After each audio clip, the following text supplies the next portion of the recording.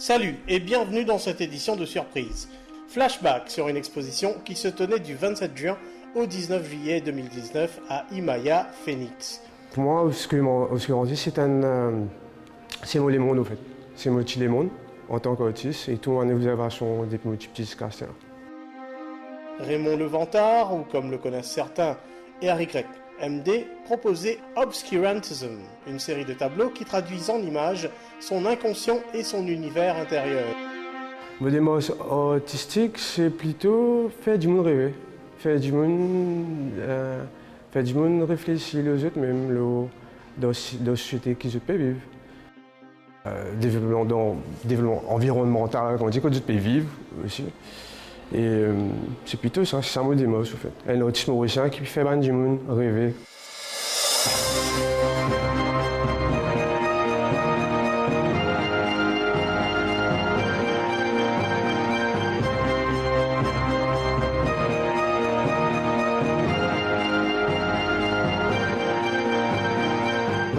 Ou autodidacte, je dis oui et non, parce qu'on fait les trois études, apprendre ce qu'il vient apprendre, enfin tout le temps, te paraît apprendre, bien sûr. Mais plutôt jouer, en fait. Plutôt jouer tout ce qui m'apprend.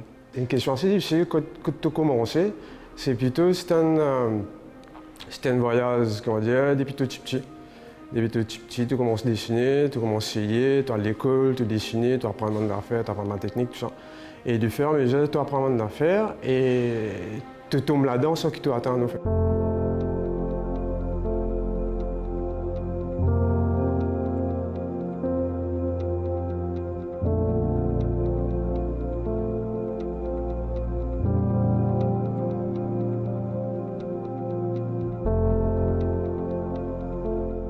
Vous pensez, c'est mon inconscience qui travaille, tout, en fait. C'est mon inconscient, c'est mon...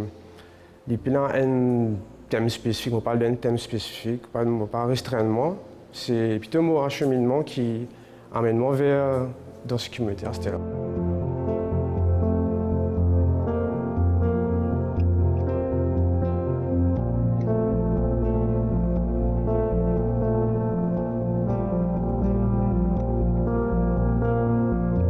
Quand j'étais à l'inconscience, je travaille beaucoup le mot inconscience. Et c'est une couleur qui décide sur le moment. Et vu avec tout le bagage esthétique, proposition, design, tout ça là, qui rentre en jeu. Donc, il n'y a pas vraiment un choix de couleur qui est assez défini. En fait, c'est une invitation en fait. C'est une invitation à du monde perdu dans le monde, interpréter des affaires d'après lui-même. Et sa façon-là, on laisse du monde aller divaguer, dans ce monde aller à travers moi, les mondes en moi. C'est un peu un dialogue qui m'a gagné avec du monde qui connaît le table là en fait. C'est pas mettre des affaires là pour dire ça c'est une affaire, mais on laisse du monde aller. Les humains rêver, en fait, c'est ça.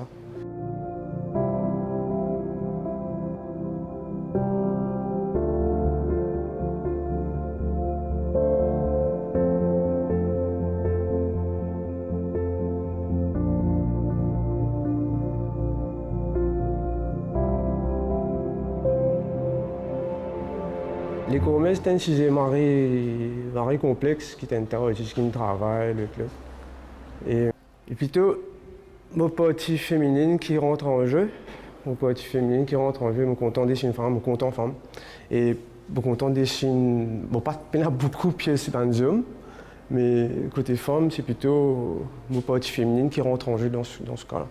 Et moi, je joue avec toute bonne forme, décortiquer, me rassembler, m'exploser, me ramener ensemble. Et pas, on peut dessiner une madame pour dessiner une madame. On peut dessiner une madame avec tout l'ensemble, toute sa globalité, toute sa voluptuosité, ce qu'on va tous les lire. C'est l'ensemble de tout en fait. C'est avec une couleur, une texture, la ligne qui me servit, c'est tout un ensemble, c'est pas que une femme. Donc comment me trouve l'être humain en fait.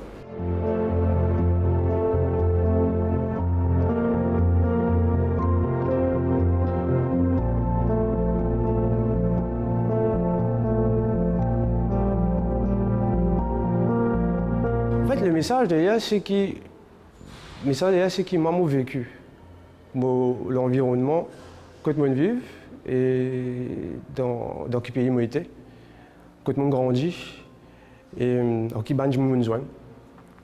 Et moi, à travers mon livre, je exprime mes affaires. Je exprime mes affaires là. Et moi, je partage ce qui m'a exprimé. Et quand je me dis ce qui m'a exprimé, ben, il y a une interaction avec ça, et ça touche ou ça pas touché du tout. Il y a assez libre.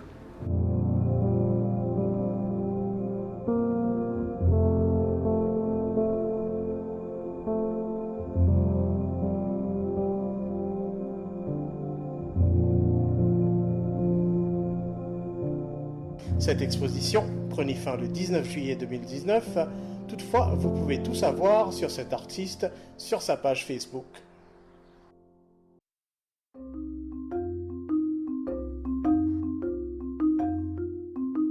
Il nous reste un peu de temps avant la fin de cette édition. Voici donc quelques images d'expos encore en cours, de véritables invitations à la découverte. Jusqu'au 18 octobre 2019, The Third Dot propose dans l'espace du Doc 13 Intertwined, deux visions qui se conjuguent, celle de Khalid Nazrou, maître plasticien de notre scène mauricienne, et celle de June Delou, jeune plasticien mauricien qui évolue en Allemagne. C'est ce dernier que nous avons pu rencontrer le temps d'une brève incursion dans cette expo. Au fait, c'est incroyable parce que Khalid, je ne le connaissais pas personnellement. On s'est rencontrés il y a quelques jours. Et donc, je connaissais un peu son travail, mais j'avais jamais vraiment vu des trucs vraiment en vrai, quoi. Et ben, ouais, c'est clair qu'il y a beaucoup d'accordances, des couleurs, sur le niveau des couleurs, la technique. Et ouais, je pense que c'est comme deux pièces de musique, quoi, ou deux instruments qui s'accordent parfaitement bien dans cette expo qu'a fait le Third Dot.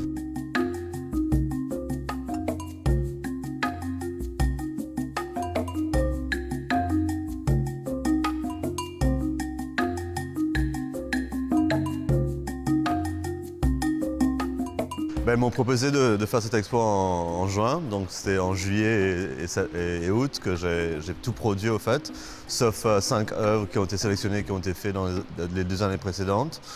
Et donc, ben voilà, pour cette expo, je me suis un peu focusé sur les mémoires de Maurice. Et ben, je viens souvent, donc chaque année, au moins une fois. Et je travaille pas mal avec la photographie au fait, donc ça me sert de base de données. J'ai un archive qui est assez étendu et I really work with that archive to develop the paintings. Donc, et je voulais, j'ai envie de mettre une couleur qui est là ici, dans sa collection d'œuvres qui m'est là, en termes de landscape, de figuration, mais aussi un thème un peu plus complexe comme voilà, la nature, le temps, l'amour, la mort, une affaire comme ça, un grand thème quoi, qui est un peu infiltré dans son œuvre là.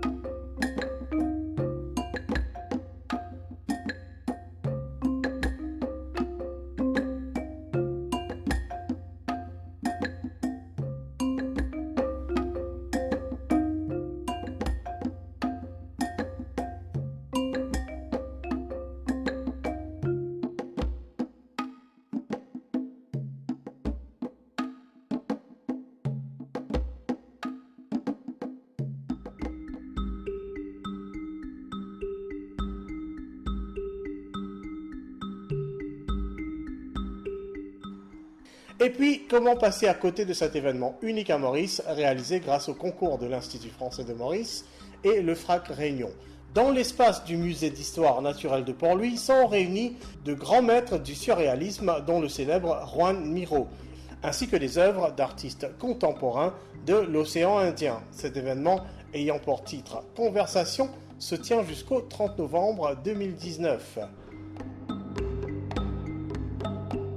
Je trouve ça assez extraordinaire déjà d'avoir la possibilité de voir un Miró ou un Calder. Il faudrait aller à Paris, à New York ou à Londres ou en Suisse, à Genève pour voir leurs œuvres.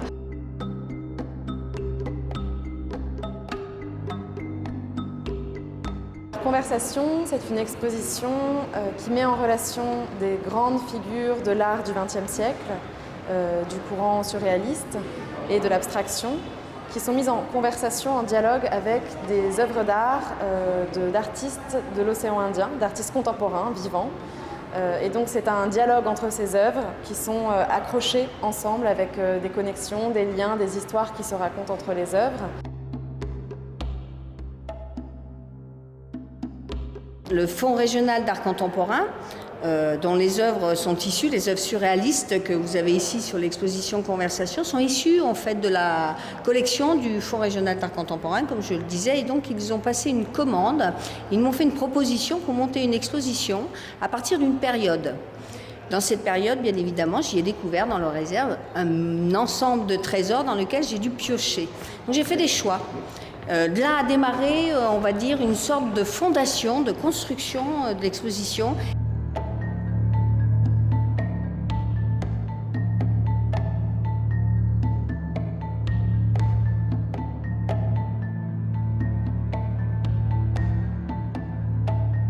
De grands noms sont à l'affiche, eh bien en fait il faut oublier que ce sont des grands noms, c'est avant tout des hommes qui regardent le monde, qui le décrivent à travers une écriture souvent bien poétique. Malcolm de Chazal, par exemple, pour parler du grand artiste mauricien, peint son île tout simplement, il peint ce qu'il a sous les yeux avec tout l'amour qu'il a pour ce territoire.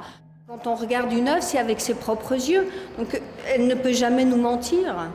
Et même si elle ne dit pas la même vérité à nous tous, quelle importance? Ce qui est important, c'est que chacun des visiteurs qui viendra se perdre, errer ou déambuler sur Conversation puisse repartir avec un petit morceau de souvenir qu'il se sera lui-même fabriqué ici, une sorte d'intimité. Pas peur. Moi, envie de dire pas peur. Il faut venir. Il faut y aller parce qu'en fait, c'est un jaillissement devant une toile. On n'est pas obligé de s'extasier, on n'est pas obligé de ressentir quelque chose. Et puis peut-être qu'on ressentira quelque chose, peut-être que ça va nous donner comme ça une idée ou une sensation qu'un livre ne pourra pas nous donner.